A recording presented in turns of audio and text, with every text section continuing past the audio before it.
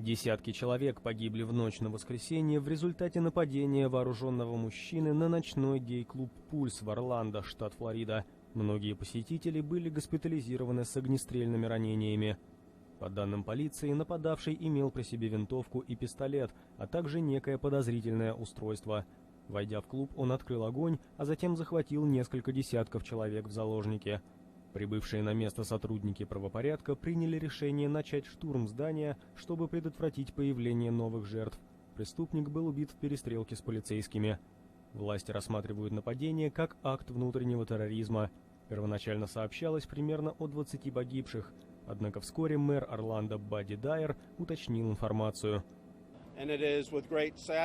С великим сожалением я должен сообщить, что погибших не 20, а 50, плюс сам нападавший. Еще 53 человека госпитализированы. Из-за масштабов преступления я попросил губернатора штата объявить режим чрезвычайного положения. Конгрессмен из Орландо Алан Грейсон сообщил, что стрелка удалось опознать. Им оказался уроженец США, сын выходцев из Афганистана Амар Матин.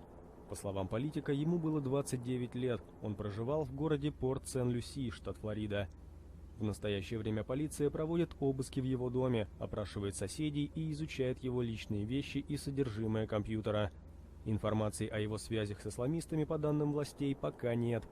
Нападение на клуб в Орландо стало самым массовым по количеству жертв инцидентом со стрельбой в общественном месте в истории США.